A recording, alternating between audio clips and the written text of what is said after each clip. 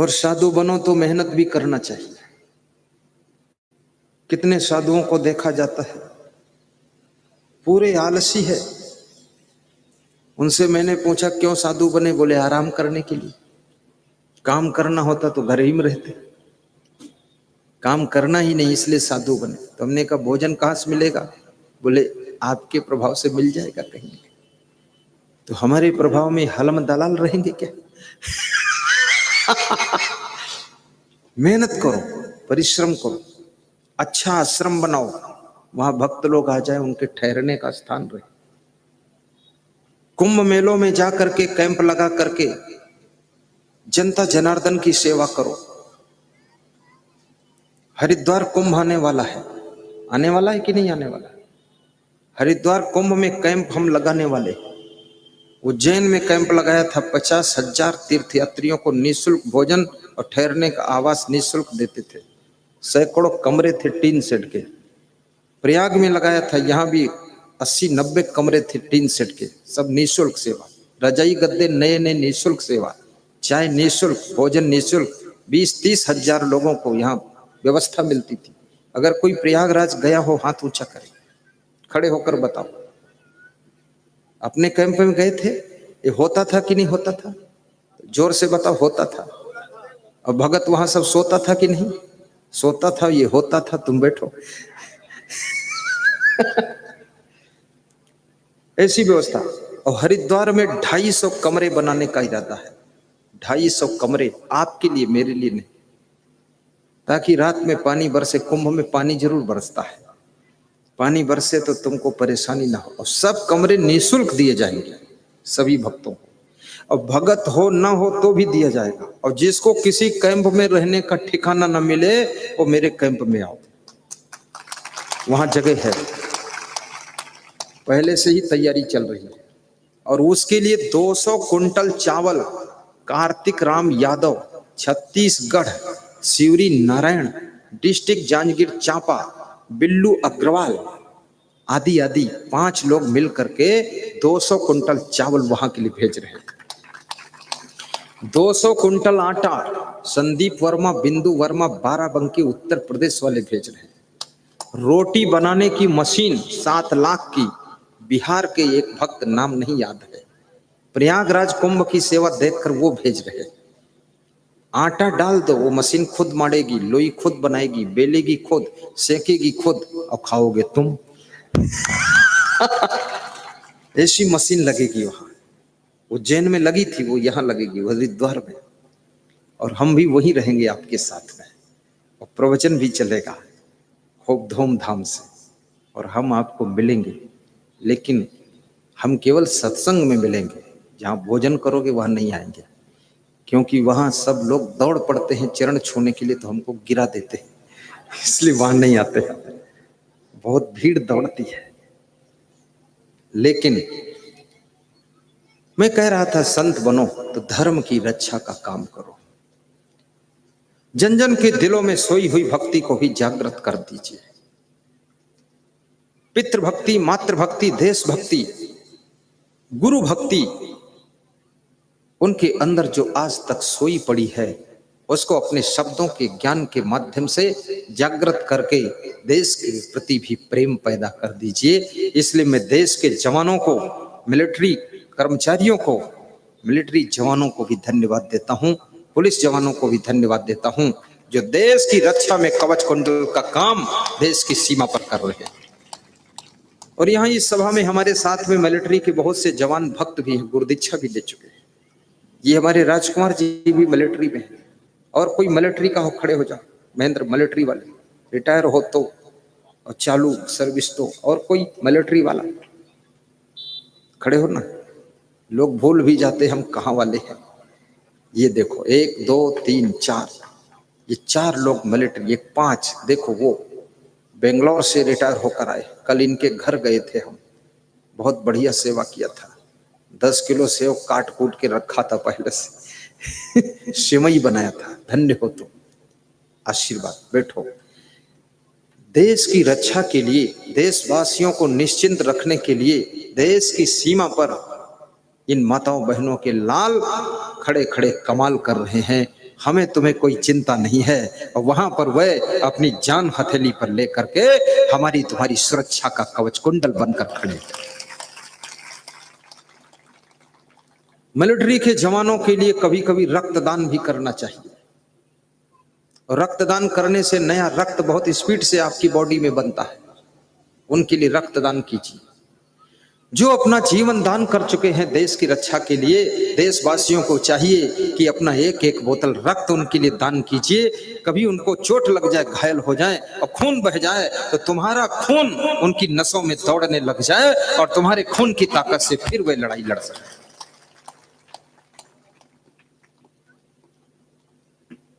धन्यवाद है माताओं बहनों को जिन्होंने ऐसे कमाल के लाल को पैदा किया है। इनके द्वारा जन्म दिए हुए बालक कभी कभी महान संत भी बनते हैं और महान नेता बनते हैं, देश को संभालते हैं। और याद रखना, ये हमारा जीवन कैसे मंगलमय होगा। श्री कृष्ण कहते हैं, युक्ताहार विहारस्य युक्त चेष्टस्य कर्मसु। जिसका आहार विहार यथा योग्य है और जिसका कर्म यथा योग्य है। सबसे पहले क्वेश्चन कीजिए कि हमें क्या कर्म करना चाहिए। कर्म करने में तो तुम स्वतंत्र हो, लेकिन आज का कर्म कल का भाग्य बन जाता है। कर्म की कलम से अपने भाग्य के चित्र को बना सकते हो। आपके भाग्य का निर्माण कोई भगवान नहीं करता है, आपके भाग्य का निर्माण आपका कर्म करता है। आपने एक कहावत सुना होगा, तुरंत का दान महाकल्याण। ऐसा कभी कभी सुना होगा, नहीं सुना तो मैं सुना देता हूं, तुरंत का दान महाकल्याण। इसका क्या अर्थ होता है? किसी छोटे से गांव में एक पंडित जी रहते थे। पंडित जी की एक बेटी थी और बेटी की उम्र ज्यों-ज्यों बढ़ने लगी, पंडित जी की चिंता बढ़ने लगी, क्योंकि बेटी की शादी करने के लिए पैसे नहीं थे, गरीबी ज्यादा थी। मूर्खा यत्र न पूज्यन्ते धान्यम यत्र सुसंचितम दाम्पत्य कलहो नास्ति श्री स्वयं आगता। बड़ी मार्मिक। चाणक्य कहते हैं, जिसके घर में मूर्खों का सम्मान नहीं होता है, अन्न का अपमान नहीं होता है, और जिसके घर में पति पत्नी में झगड़ा नहीं होता है, उसके घर में लक्ष्मी चुपचाप आकर के बसेरा करती है, वहां कभी दरिद्र नहीं आता है। इसलिए सुमत से रहोगे तो आपके घर में संपत्ति की कमी नहीं रहेगी। कितने लोगों के घरों में देखा जाता है, पति पत्नी में 24 घंटे में 48 बार झिका झोरी होती रहती है। कभी पति पत्नी को धक्का मार देता है, कभी पत्नी पति को धक्का मार देती है। वो धक्का मार परिवार है, धक्का परेड गाड़ी है, ढकेल ढकेल के स्टार्ट कर रहे हैं। पत्नी कठोर बोलती है पति को, और पति नाराज हो जाता, 2-3 दिन गायब ही रहता है। भदोही जिले से मेरे पास एक फोन आया, एक माता जी ने फोन किया, बोले हमारे पति जी कहीं भाग गए हैं नाराज होकर। तुमने कहा इंतजार करो, आ जाएंगे 2-3 दिन में। तो बोली 2-4 बार और भाग चुके हैं। तो हमने कहा तुम्हारा पति भगोड़ा है, होशियार है। बोले जब डांटती हूं तभी भागते हैं। तो हमने कहा कम डांटा करो।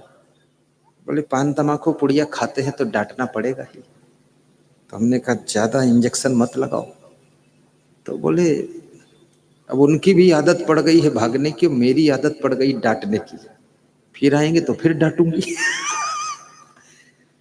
अभी डांट कर, फटकार कर, लड़कर और झगड़ कर, अगर आप अपनी पत्नी के कहने से पान पुड़िया तमाकू दारू नहीं छोड़ सकते हो, धिक्कार है तुमको। आपकी पत्नी ने आपके प्रेम के आकर्षण में पड़ करके अपने माता पिता, भाई बहन, सखी सहेली, गांव छोड़ करके आपके पास में आकर के वहीं बसेरा कर रही है, और आप उसके प्रेम में ये दारू नहीं छोड़ सकते हो, ये पुड़िया नहीं छोड़ सकते हो, बीड़ी सिगरेट नहीं छोड़ सकते हो। कहते हो बीड़ी नहीं छोड़ पाऊंगा, तुमको भले छोड़ दूंगा। बीड़ी के साथ शादी किया था कि पत्नी के साथ शादी किया था? इतना कैसे कायर हो गए, इतना कैसे कमजोर हो गए? ये नशा व्यसन में मत डूबिए, आलस्य को भी छोड़िए, उन आदतों को छोड़ दीजिए जिनके कारण आपके घर में कलह कलेश होता है। उस बातचीत को बंद कर दीजिए जिसके कारण आपस में झगड़े होते हैं। और ये भी याद रखना, उस स्वभाव को भी बदल दीजिए जिसके कारण घर में मनमुटाव बढ़ रहा है, और वो अपने सारे सिस्टम को चेंज कर डालिए जिसके कारण घर में गरीबी बढ़ती जा रही है। आपके घर में अमीरी होनी चाहिए। धनवान बनो, गुणवान बनो, महान बनो, चरित्रवान बनो, विद्वान बनो, बुद्धिमान बनो और विवेकवान बनो। आपकी जिंदगी में अच्छा मकान भी होना चाहिए, अच्छी गाड़ी भी होना चाहिए और परिवार के लिए अच्छी व्यवस्था भी होना चाहिए।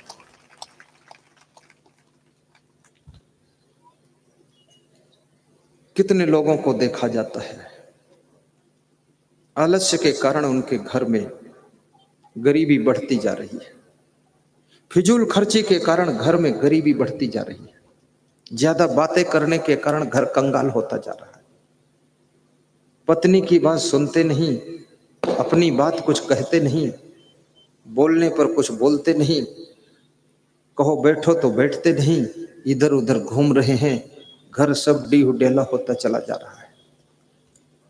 विचार कीजिए, अच्छे ढंग से काम कीजिए, जीरो से हीरो बनने की कोशिश कीजिए। अगर बुद्धि विवेक से तुम काम करोगे तो ना तो तुम गरीब रहोगे, ना अपमान पाओगे, सब जगह तुम्हारा सम्मान होगा। याद रखना, एकता और सुमत में वह शक्ति होती है।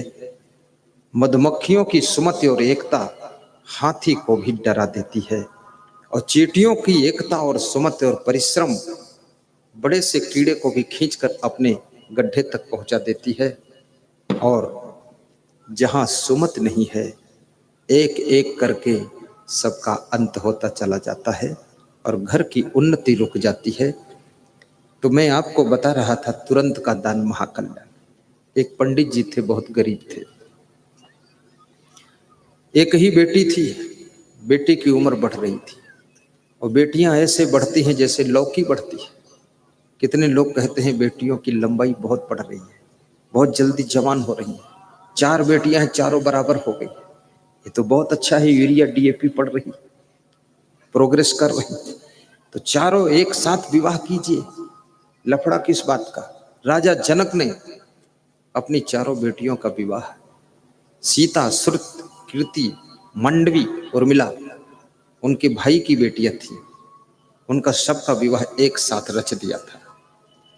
हमारे पूर्वज राजा जनक हमारे आपके बीच में आदर्श प्रस्तुत करके गए हैं कि आपकी बेटियां, अगर 4 बेटियां एक साथ जवान हो जाएं तो चारों बेटियों की शादी एक साथ कीजिए। तो मेहमानों को भी 4 बार आना नहीं पड़ेगा, और 4 बार सबको खाना खिलाना नहीं पड़ेगा, और 4 बार ढोल बैंड बजाना नहीं पड़ेगा, और 4 बार पटाखा फोड़ना नहीं पड़ेगा, और 4 बार जनरेटर चलाना नहीं पड़ेगा, और 4 बार मंडप लगाना नहीं पड़ेगा, और 4 बार कुछ झंझट करना नहीं पड़ेगा।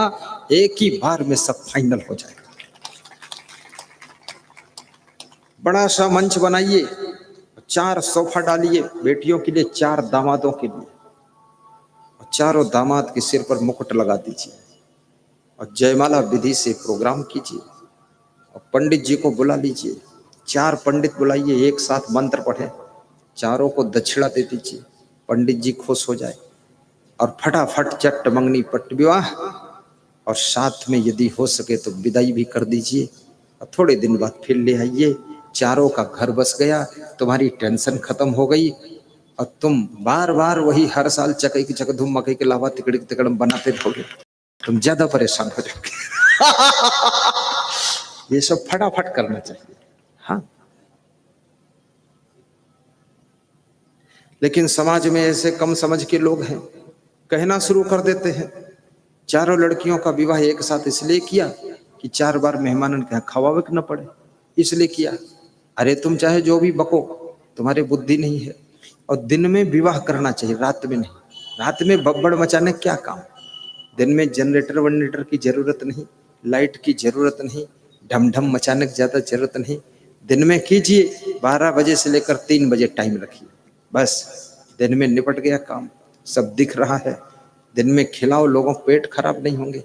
रात में लोग खाते हैं, पेट खराब करते हैं, डबल पैसा डॉक्टर को देते हैं, 3 दिन बीमार पड़े रहते हैं। और शादी का मतलब है सादा इंतजाम करो। आजकल कंपटीशन पर शादियों का इंतजाम हो रहा है। राजस्थान में एक हमारे भक्त मुस्लिम भाई थे, बड़े प्रेमी हमारे हैं। उन्हीं के यहाँ मैं ठहरता हूँ जब जाता हूँ भवानी मंडी में।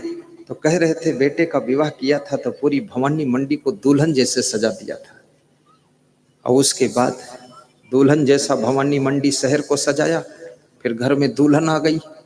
और दूसरे साल जब मिले तो बोले कमरे में मिलूंगा अकेले, तो अकेले मिलो तो रोने लगे, बोले ऐसा नरक बना दिया है घर में। तो हमने कहा भवानी मंडी भी दुल्हन और घर में भी दुल्हन, सब हो गया काम खत्म। बोले सब बोलचाल बंद है, सब मुंह फुलाए रहते। तो बोले आप थोड़ा बुला के ज्ञान दे दो, हम आपको मानते बहुत हैं। तो हमने ज्ञान समझाया, तो बड़ा बेटा तो समझ गया थोड़ा, बड़ी बहू समझ गई, लेकिन छोटे के अंदर ज्यादा अहंकार था, कम समझ में आया। बाद को फोन आया कि आधा सुधार तो हुआ है पर आधी बीमारी बची है, दोबारा जब तक आओगे फिर बीमारी बढ़ सकती, थोड़ा जल्दी आइए। बेटियों से निवेदन करूंगा ससुराल जाना तो वहां पर तहलका कांड मत शुरू करना, हंगामा मत खड़ा करना, आतंकवादी बहू बनकर के मत जाना। वहां शांत प्रिय रहिए, कम खा लीजिए, सहनशीलता रखिए। ये मत सोचिए हमारे माता पिता बड़े दबंग हैं, बड़े तेजो तर्रार हैं। यहाँ माता पिता से काम चल जाता तो ससुराल आने की तुमको जरूरत नहीं थी। ससुराल में अपना सेटलमेंट करना सीखिए। साधु बनो तो आश्रम में अपना सेटलमेंट करो, गुरु के पास में करो, ताकि तुम्हारे माता पिता को भी खुशी हो। ससुराल में बेटी को सेट हो जाना चाहिए, और साधु बनो तो आश्रम में गुरु के दरबार में शिष्य को सेट हो जाना चाहिए, ताकि माता पिता निश्चिंत हो जाए। कितने लोग साधु बनते हैं, आश्रम में भी खटर पटर करते रहते हैं, माता पिता भी टेंशन में है कि घर छोड़ी साधु बना हुआ, सधोन में लफड़ा बनाओ तो कुछ। और कितनी बेटियां ससुराल जाती हैं, ससुराल में खटपट शुरू। दुनिया में अगर गम नहीं खा सकोगे तो याद रखना दुनिया में कहीं सेट नहीं हो सकोगे। अगर गम खाना आ गया तो कांटों में भी गुजारा हो सकता है, और गम खाने को तपस्या बताया गया है। गम समान भोजन नहीं जो कोई गम को खाए, अम्बरीश गम खाइया दुर्वासा बिल लाए, अम्बरीश गम खाइया दुर्वासा बिल लाए। गम खा लोगे तो आपकी जिंदगी की गम कम हो जाएगी, इसलिए गम खाना चाहिए और माता पिता को दुखाना नहीं चाहिए। अच्छा काम कीजिए, माता पिता की बात का सम्मान कीजिए। एक दिन पंडित जी की बेटी ने पूछा, पिताजी आप बहुत दुखी दिखाई देते हैं, क्या बात है? पंडित जी ने कहा, बेटी दुखी हूं इसलिए दुखी दिखाई देता हूं। बोले आप चिंता में भी दिखते हैं। चिंतित हूं इसलिए चिंता में दिखता हूं। किस बात की चिंता है? जिस बात की चिंता है उस बात की चिंता है। तो बताइए ना स्पष्ट, आप चिंता क्यों करते हैं? पंडित जी ने अपनी बेटी से कहा कि बेटी तेरे से क्या छिपाऊं, तेरी उम्र शादी के योग्य हो गई, तेरी शादी की चिंता है, पैसे पास में नहीं, विवाह कैसे करूं? तो बेटी ने कहा कि पिताजी मैं ना समझ नहीं हूं, मैं तो बहुत बड़ी हो गई, आप मेरी चिंता मत करो, मैं अपनी चिंता का उपाय बता देती हूं। मैंने सुना है इस देश का राजा बहुत दानी है, बड़ा दयालु है, आप उस राजा के पास जाओ, धर्मवीर राजा है, और उस राजा को एक छोटी सी कविता सुनाओ, उस कविता से खुश होकर के आपको कुछ न कुछ इनाम देगा। और रोज कविता सुनाना, रोज इनाम लाना, और इनाम इतना इकट्ठा हो जाएगा साल भर में कि उसी पैसे से शादी हो जाएगी। तो पंडित जी ने कहा, बेटी मुझे कविता बनाना भी नहीं आता। तो बेटी ने कहा, कविता मैं बना दूंगी। तो बनाओ कविता तुम। तो बेटी ने कविता बनाया। तुरंत का दान महाकल्याण। पंडित जी ने कहा इतनी बड़ी कविता? बोले छोटी ही ठीक है, बहुत लंबी चौड़ी सुनने का टाइम भी नहीं, छोटी सुनाओ। देखन में छोटी लगे घाव करे गंभीर। जाइए आप। पंडित जी कविता याद करके गए, राज दरबार में पेश हुए, राजा के सामने कविता सुनाया। वहां बड़े बड़े कवि आए हुए थे, जहां कवियों का सम्मेलन चल रहा हो, कंपटीशन पर कविताएं सुनाई जा रही हों, वहां अच्छे अच्छे कवियों का पसीना टपक जाता है, ताल ठोक काम होता है। बहुत कवि थे, अच्छी अच्छी कविताएं सब सुना रहे थे। पंडित जी का नंबर आया और सुनाया तुरंत का दान महाकल्याण। इस कविता को सुन करके राजा बहुत खुश हुआ। उसने कहा 5 स्वर्ण मुद्रा इस पंडित को दीजिए, छोटी कविता है लेकिन दमदार है, तुरंत का दान महाकल्याण। तुरंत इसको जो है 5 स्वर्ण मुद्रा दे दो। 5 स्वर्ण मुद्रा पा गया। ब्राह्मण बालक वापस लौटा मुस्कुराता हुआ। लेकिन अन्य कवि थे, उनको टेंशन हो गई कि छोटी सी कविता सुनाया, केवल 10 सेकंड में सुना दिया, 5 स्वर्ण मुद्रा लेकर चला गया। हम लोग इतनी बड़ी बड़ी कविता रात रात भर रचते हैं, खूब संशोधन करते हैं, भाषा उसकी ठीक करते हैं, व्याकरण से सुधारते हैं, और यहाँ सुनाते हैं तो 1 स्वर्ण मुद्रा मुश्किल से मिलती है। तो ये तो पंडित कम मेहनत में ज्यादा मार ले गया। ईर्ष्या हो गई। दूसरे दिन पंडित जी घर में बैठे थे, बेटी ने कहा फिर जाओ कविता सुनाओ। पंडित जी ने कहा अब क्या सुनाऊं, दूसरी कविता बनाया है? बोले दूसरी की जरूरत ही नहीं, यही कविता सुना दो जाकर। फिर वही सुनाया, तुरंत का दान महाकल्याण। राजा खुश हुआ, 5 स्वर्ण मुद्रा फिर दिया और सम्मान से विदा कर दिया। सब कवि परेशान हो गए कि ये मामला क्या है, हम इतनी बड़ी कविता सुनाते हैं, 1 ही स्वर्ण मुद्रा मिलती है, इसको 5 मिली। तो कवियों ने कहा राजा साहब एक बात बताऊं, ये रटी रटाई कविता सुनाता है, जरा इससे अर्थ भी तो पूछो, इस कविता का अर्थ क्या है? न जाने कहां से सीख कर आया है, आपको ठग कर ले जाता है। इसमें इतनी बुद्धि ही नहीं है जो ये सुना सके कविता। तीसरे दिन जब पंडित जी आए, बेटी ने कहा यही कविता सुनाना, जाकर सुनाया तुरंत का दान महाकल्याण। राजा ने कहा इसका अर्थ बताओ। पंडित जी के पांवों के नीचे की जमीन खिसक गई, अब क्या करूं, अर्थ तो मालूम नहीं। राजा ने कहा 5 स्वर्ण मुद्रा दीजिए, कल आकर के अर्थ सुना देना, अर्थ नहीं सुनाया तो अनर्थ कर दूंगा, समझ लेना। इधर उधर से रट रटा के आते हो, यहां से मुद्रा ले जाते हो सोने की। पंडित जी जब लौटे तो बहुत दुखी और चिंतित लौटे। बेटी ने देखा अपने पिता के चेहरे को, कहा पिताजी आज क्या हो गया? बोले आज ज्यादा चिंता का विषय है। राजा ने अर्थ पूछा है और कहा है कल अर्थ नहीं बताओगे तो अनर्थ हो जाएगा, क्या करूं? बेटी ने कहा चिंता किस बात की, जब कविता मैंने रचा तो अर्थ में बता दूंगा, आप तो निश्चिंत सो। जिसकी बेटी बुद्धिमान है, जिसका बेटा बुद्धिमान है, माँ बाप की चिंता कम होना शुरू हो जाती है। जिस गुरु के शिष्य बुद्धिमान है तो गुरु का असमंजस कम होना शुरू हो जाता है, और जिस अफसर के कर्मचारी बुद्धिमान हैं तो अफसर की टेंशन कम होने लग जाती है, और जिस पार्टी के सभी कार्यकर्ता बुद्धिमान होते हैं उस पार्टी के जो अध्यक्ष होते ना उसकी टेंशन कम हो जाती है। क्योंकि अध्यक्ष के पीरियड में पार्टी हार जाए तो अध्यक्ष की छीछा लेकर फालतू, और कार्यकर्ताओं के कारण भी हार जीत होती है। और जिस घर की बहुएं बुद्धिमान हैं तो सासुएं सब निश्चिंत हो जाती है, और जिस घर की सासू बुद्धिमान है तो बहुएं बहुत मलारे गाती है, खुश रहती। और जिस घर की बहनें बुद्धिमान है उस घर में क्या पूछना है, सामान सेटिंग से रखा हुआ मिलेगा। और जिस घर के सभी बुद्धू हैं तो पूरे घर का सामान पूरे घर में सब फैला रहेगा, कहीं गिलास पड़ा, कहीं गड़सा पड़ा, कहीं हसिया पड़ा, कहीं खुरपा पड़ा, कहीं कटोरा लुढ़क रहा, कहीं लोटा लुढ़क रहा, कहीं बाल्टी लुढ़कत पड़ी, और कहीं उसी में फंस गए, पांव लड़के खुद गिर गए। क्योंकि टोटल बुद्धू है, कोई सामान रखा ही नहीं।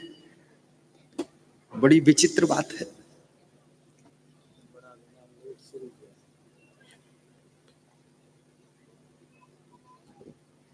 बोलो सदगुरु भगवान की जय।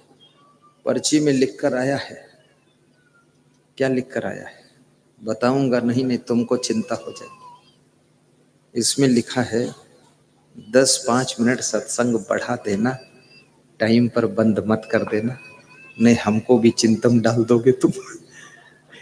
ऐसा लिखा है शिशुपाल भैया ने, जिला समाज कल्याण अधिकारी ने।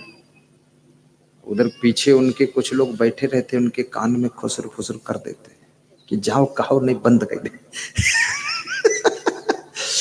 और मैं बात मान जाऊंगा 10-5 मिनट में, क्या फर्क है? ठीक बात है कि नहीं? जिद्दी हमको भी नहीं बनना चाहिए, हठबाजी करना, खट बंद कर दिया, वो बात गलत है। थोड़ा बात मान ले चाहिए, नहीं तो अगर हम यहाँ जिद करेंगे तो रात में वो हमको विदा करेंगे कि तुम निकलो इस बार। हम मंच पर जिद दिखाओ तो थोड़ा 10 मिनट बढ़ा दूंगा, तुम्हारे हित के लिए कहा है, बहुत अच्छा बात है। सीधे बैठो। हमारी नाव को स्वामी लगा दो पार धीरे से, हमारी नाव को स्वामी लगा दो पार धीरे से। हमारी नाव को स्वामी लगा दो पार धीरे से। हमारी बजा कर गाइए, सब नाव गाइए। को स्वामी लगा दो पार धीरे से। न माझी है न केवट है, न रुख सीधा हवा का है। न माझी है, जय हो मैनपुरी की। रुख सीधा हवा का है, न रुख सीधा हवा का है, न रुख सीधा हवा का है।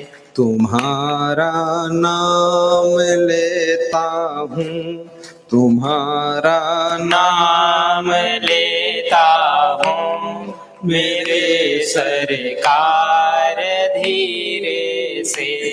तुम्हारा नाम लेता हूँ, मेरे सरकार धीरे से।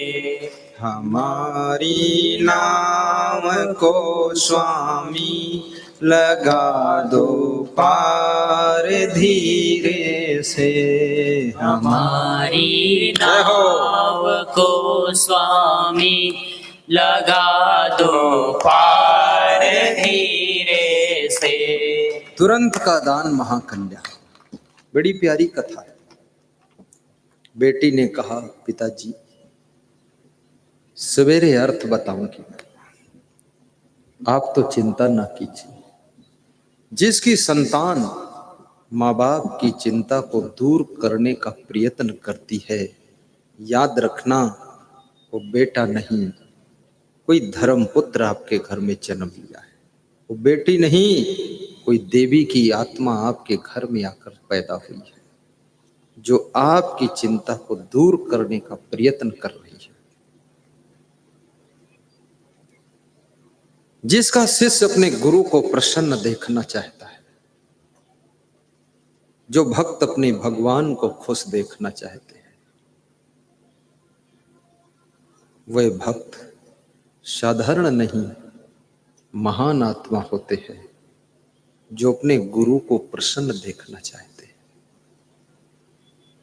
याद रखना, जीवन में जो दूसरे की प्रसन्नता का ख्याल करता है, जो दूसरों की चिंता को दूर करने का प्रयास करता है, वो स्वयं कभी चिंता की चिता में नहीं जलता है और ना कभी दुख की भट्टी में सुलगता है। वो दूसरों को सुख देने वाला आत्मा स्वयं सुख के सागर में गोता लगाता रहता है। सवेरा हुआ, पंडित जी ने स्नान किया, बेटी ने अपने पिता को प्रणाम किया। सवेरे उठकर अपने माता पिता को प्रणाम किया करो। शाम को सोने से पहले उनको प्रणाम कर लिया करो। आपका पति बाहर कहीं जा रहा हो, दुकान पर जा रहा हो, उसको प्रणाम किया करो। और बाहर से जब घर में आए तो द्वार पर उसे रिसीव भी किया करो, प्रणाम करो। और ये भी याद रखना, एक साथ एक ही घर में रहते हो, फिर भी एक दूसरे का हाल चाल कुशल मंगल रोज पूछ लिया करो। कुशल मंगल तो है ना, सब ठीक है समाचार। मैं अपने साधु संतों से पूछ लेता हूँ, रोज पूछता हूँ, सब लोग कुशल मंगल हो, समाचार ठीक है। साधु संत कभी कभी हमसे भी पूछते हैं, आप ठीक हैं गुरुदेव। साथ रहने वाले लोगों को भी एक दूसरे का कुशल मंगल का ख्याल रखना चाहिए। और बेटी ने कहा, जाओ पिताजी राजा साहब को यही कविता सुनाना, और जब अर्थ पूछेंगे तो कह देना कि इसका अर्थ मैं नहीं दे सकता हूं। इसका अर्थ अगर जानना चाहते हो तो शाम को 4 बजे अपने बगीचे में जाइए, वहां पर देवदूत धर्म का विमान लेकर आएंगे और उनके विमान पर तुम बैठ जाना और वे तुमको इस कविता का अर्थ बताएंगे। पंडित जी जाते हैं, राज दरबार में प्रवेश होते हैं, राजा को फिर से कविता सुनाते हैं। राजा तुरंत बोलता है कि अर्थ बताइए। आज बिना अर्थ बताए स्वर्ण मुद्रा नहीं मिलेगी। पंडित जी ने कहा, इसका अर्थ शाम को 4 बजे अपने बगीचे में आप घूमने के लिए जाइए, वहां एक धर्मदूत विमान लेकर आएंगे, देवदूत, वे विमान पर आपको बिठा कर ले जाएंगे और इस कविता का अर्थ आपको दिखाएंगे। राजा ने कहा, इतना लंबा अर्थ दरबार में नहीं बता सकता। बोले, वो देखना ही पड़ेगा, शब्दों से बखान नहीं किया जा सकता। राजा खुश हुआ, 5 स्वर्ण मुद्रा दिलाया। सभी कवि आश्चर्य में हैं कि देखो अर्थ क्या निकलता है। शाम को 4 बजे राजा बगीचे में गया और जा करके देखा कि वहां देवदूत विमान लेकर आए हैं और देवदूत विमान से उतरते हैं, राजा से पूछते हैं, क्या तुम तुरंत का दान महाकल्याण का अर्थ जानना चाहते हो? राजा ने कहा, हाँ। बोले, विमान पे बैठ जाइए। विमान पर बिठाया और विमान उड़ा। आकाश में तेज गति से विमान उड़ रहा है। राजा के होश उड़ गए कि न जाने कहां ले जाएंगे, इस अर्थ में कोई अनर्थ ना हो जाए हमारे साथ। राजा का दिल डरा भी, अकेला हूं। जब तुम अकेले होते हो तुम्हें डर ज्यादा लगता है, क्योंकि तुम कभी अकेले रहे ही नहीं। इसलिए मैं देखता हूं बहुत से लोग जब सड़क क्रॉस करते हैं तो एक दूसरे का हाथ पकड़ लेते हैं, गुफ्फम गुफ्फा जोड़ लेते हैं कि मरे भी तो साथ में सब मरो, पार हो जाओ तो साथ में पार। डर लगता है। एक दूसरे को, पत्नी अपने पति को पकड़ लेती है, पति बेटे को पकड़ लेता है, बेटा बाप को पकड़ लेता है। सब डरे हुए हैं। डरने वाले लोग ज्यादातर झुंड में ही रहते हैं। निडर व्यक्ति अकेले भी चल देता है। लेकिन मैं नहीं कहता हूं तुम अकेले चलो, जैसा उचित हो वैसा चलो। डर हो या न डर हो, लेकिन उचित जैसा हो वैसा चलो। क्योंकि दूसरों को दिखाने के लिए कि मैं निडर हूं, तुम अकेले कूद पड़ो कहीं जाकर, कोई लफड़ा हो जाए तो कहो कि गुरुजी ने बताया था निडर रहना चाहिए। नहीं, मधुमक्खियां भी झुंड में चलती हैं, चींटियां भी अपने झुंड में चलती हैं, चिड़ियां भी झुंड की झुंड उड़ती हैं, शेर भी अपने कैंपस में रहता है। और याद रखना, हर प्राणी, हाथियों के झुंड भी होते हैं, आदमी को भी अपने झुंड में, अपने संगठन में रहना चाहिए, वहां से सफलता ज्यादा मिलती है।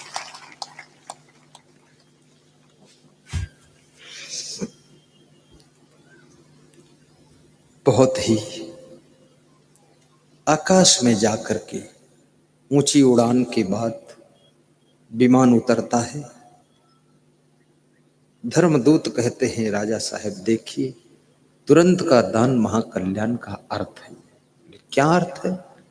तो वहां एक सोने का महल बन रहा था, बहुत बड़ा नया स्वर्ग बनाया जा रहा था। धर्मदूतों ने कहा कि धरती पर एक राजा है, उसका नाम धर्मवीर है, बहुत धर्म करता है, दान पुण्य करता है, जनता को अपने पुत्र की तरह, संतान की तरह मानता है, अनुशासन भी जिसका बहुत अच्छा है। उसके धर्म के प्रभाव से उसके लिए यहाँ पर स्पेशल सोने के महल का स्वर्ग बनाया जा रहा है। वो जब मरेगा तो इसमें अकेला आनंद करेगा, स्वर्ग का सुख भोगेगा। तो उस राजा ने कहा धर्मवीर तो मेरा ही नाम है। बोले तो आपके लिए बन रहा है, तुरंत का दान महाकल्याण इधर हो रहा है। राज दरबार में तुरंत दान करते हो और इधर महाकल्याण शुरू हो गया आपका। राजा बड़ा खुश हुआ कि पंडित बड़ा बुद्धिमान है, लोक परलोक का अर्थ जानता है, ऐसी कविता बनाता है कि दरबार में सुनाता है, अर्थ इतनी दूर मिलता है। ये तो बहुत बड़ा बुद्धिमान है। विमान में बैठकर देवदूत बगीचे में राजा को फिर छोड़ जाते हैं। राजा रात भर खुशी मनाता है। सवेरा होता है, बेटी कहती है पिताजी जाओ वही कविता फिर सुनाओ। तो पंडित जी कहते हैं दिल में डर लगता है कि अर्थ समझ में ना आया हो तो कुछ और हो जाएगा, जेल में डाल देगा। राजा की बुद्धि का क्या भरोसा। इसलिए राजा से कभी टकराना नहीं चाहिए और वकीलों से कभी झंझट नहीं करना चाहिए, और डॉक्टर से नाराज नहीं होना चाहिए, और पुलिस वालों को हमेशा खुश रखना चाहिए, और साधु संत को प्रणाम करके आशीर्वाद लेना चाहिए। उनसे भी उपद्रव में नहीं पड़ना चाहिए, क्योंकि कहीं श्राप राप दे दे लफड़ा हो जाए। एक वकील साधु से बहुत तर्क वितर्क कर रहा था, तो वकील की पत्नी बैठी थी ट्रेन में, मैं भी था। दूसरे साधु से भिड़ा था वकील। रोज उसकी तर्क वितर्क करने की आदत थी। कानून का पूरा मर्मज्ञ आदमी, कोर्ट को हिला देने वाला, जज का पसीना निकाल देने वाला वकील, और भिड़ गया ट्रेन में साधु से। तो उसकी पत्नी सुनती गई। आधा घंटे बाद बोली कि बेवकूफ कहीं का, अगर दोबारा बोल दिया तो तेरे चमाचा मार दूं। वो साधु अगर कहीं नाराज हो गया और श्राप दे दिया, घर सत्यानाश हो जाए। क्यों तर्क वितर्क करते, ये कोई कोर्ट और मुझे विश्वास से ज्यादा तर्क वितर्क करने वाले लोग न कभी सत्य को समझ पाते हैं, न शांति को प्राप्त कर पाते हैं। शांति का रास्ता तो प्रेम के पथ से निकलता है और तर्क कुतर्क से निकलता ही नहीं। इसलिए प्रेम के मार्ग से चलो। धन्य हो आप। प्रेम का पथ शांति की मंजिल तक जाता है। पति पत्नी के बीच में तर्क कुतर्क मत कीजिए, बात मत लड़ाइए, मुस्कुरा दीजिए, सिर हिला दीजिए, ठीक है, ऐसे करना सीखो। पत्नी को हरा भी दोगे तर्क में तो तुम बहादुर नहीं बन जाओगे। क्यों? क्योंकि पति पत्नी दोनों का जीवन संगम होता है।